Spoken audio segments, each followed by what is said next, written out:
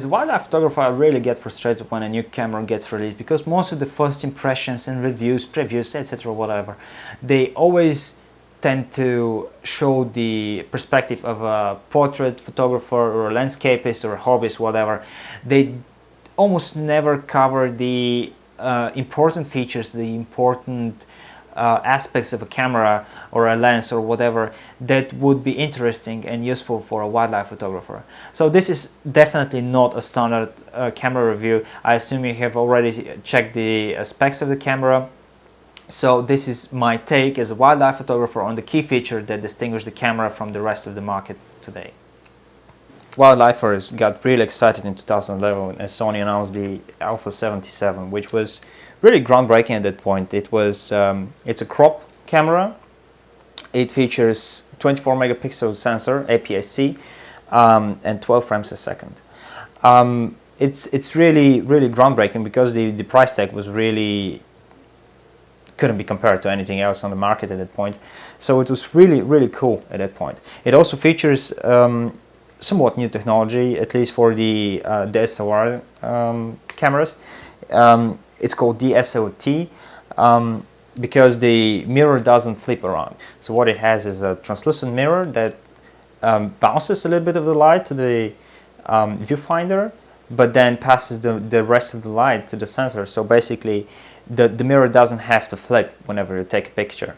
So this enables it to shoot at the speed of 12 frames per second. I bought it a little bit later, but it had a bunch of flaws.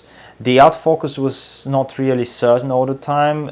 It could hunt a little, and even with a fast telephoto lens like my 300 2.8, it sometimes could, miss the shot. So you can imagine how excited I got when Sony announced a couple months ago the successor to the A77, the A77 Mark II. Now, it pretty much features almost similar specs to the initial version of the A77, 24 megapixel, 12 frames a second, electronic viewfinder, built-in sensor shift stabilization, which means that even if you don't have a really fast telephoto lens like this one, 300 by 2.8, but let's say some cheap or really some I don't know, hip manual focus lens that you have lying around, it will be stabilized as well. The proprietary Minolta shoe has been replaced with standard hot shoe. It also has lost the AF assist lamp. Now, despite these, on first glance minor differences, there are a few really neat features that actually distinguish this one from its predecessor. Now, the amount of AF points has been increased significantly. It has moved from 19 AF points, out of which 11 are cross-type, to 79, out of which 15 are cross-type. Actually 15, I don't know, I need to check that. Also, it has obviously better overall control over noise at high ISO, but what really distinguishes this camera from the predecessor is the AF system. Now, the AF points a really significant portion of the AF system, but what really matters is the algorithm that drives the entire system.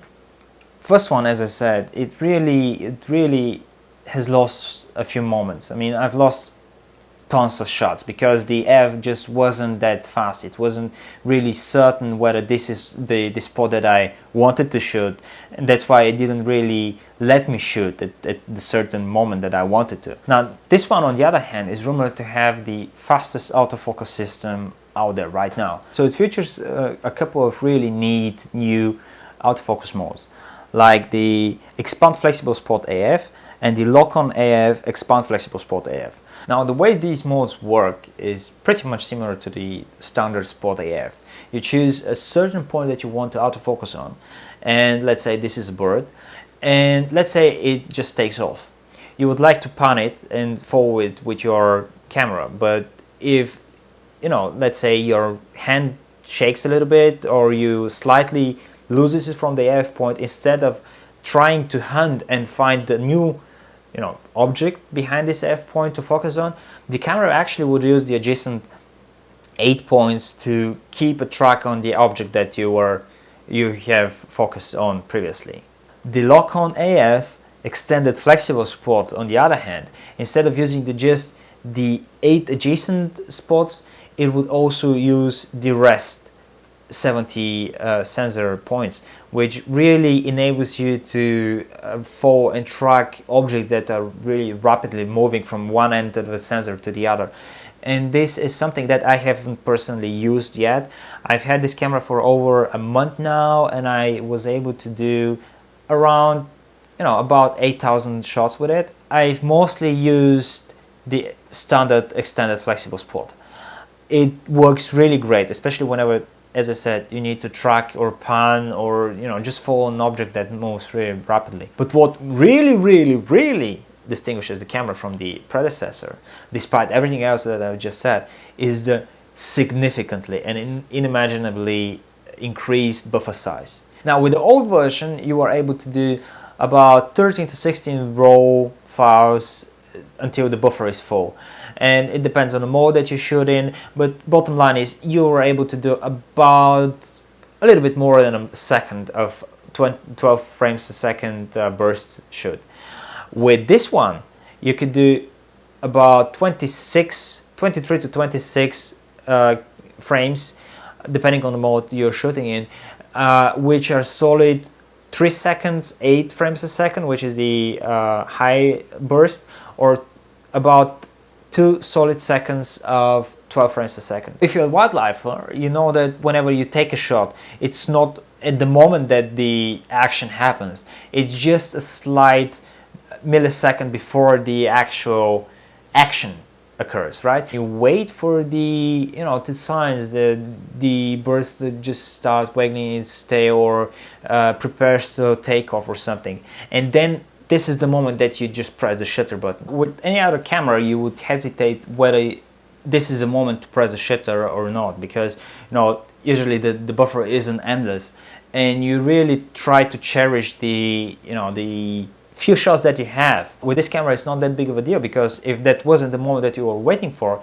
you can always just take off your finger off the shutter speed and just wait for the actual moment to happen.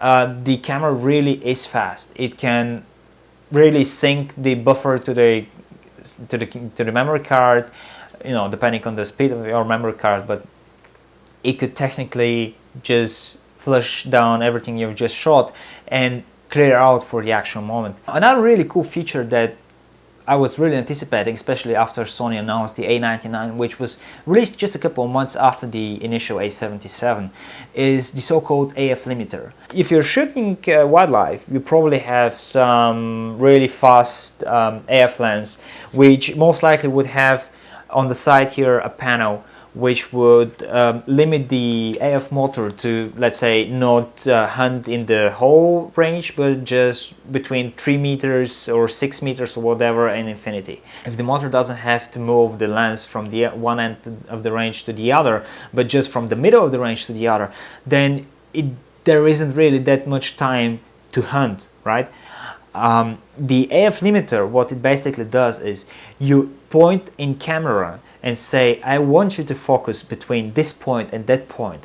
And with certain lenses, you can actually see the distance. Like, I want you to focus between 2 and 9 meters, and the lens would actually do that. It won't focus, let's say, closer than 2 meters or closer than 10 meters, whatever, and won't focus on infinity.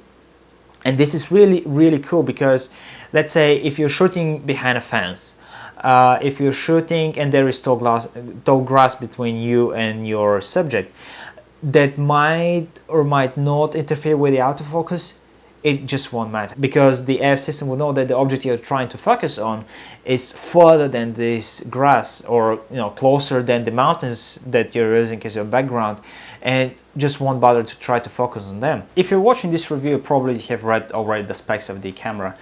You probably have heard that the GPS module here is gone, and instead of it there is an NFC and Wi-Fi module. These are really cool features, because let's say if you're in a height and you need to wait for your subject to show up, you could actually sync up your tablet or a handheld device, whatever it might be, and just look from the viewfinder on your tablet or phone or whatever it is. It's really useful, because you don't have to just stay hours after hours gazing upon the small screen and waiting for the subject, the bird, the mammal, whatever it is that you're trying to photograph right now, to show up in the frame. So here is my Nexus 4. This is really a cool app called just a second, called NFC Easy. What it does is just enables the NFC capabilities of the phone. So what I'll do is I'll just press the phone near the camera. Come on. And automatically the camera goes into Wi-Fi host mode. Now what it will do is it just streams straight to my camera the output of the viewfinder. So, you know, if there was something in range that the camera could focus right now on, it will do that. And if you decide to make a shot, it would also transfer it through Wi-Fi to your phone. Now, it's not really that useful. You can't really do like a burst from your handheld device, which means that it's really its purpose is really to just look at what's happening, you know, through your lens. So you can, you know, just replace everything with it. But it's really useful if, let's say, you've spent a little bit of time in a hide and you're kind of tired, you don't want to look through the viewfinder or through the screen, or you don't have a, you know, visor window to look around whether there is something interesting that's going to enter the shot. So this is the very least time saver. So final words. I've shot about 25,000 frames with my A77, and I've shot about 7,000 to 8,000 frames with the new camera during the course of this past month. Whether I would upgrade from the A77 to the A77 Mark II? Definitely. Thanks for watching. If you like this video, please share it and subscribe to our channel for more birding and wildlife photography tips and tricks.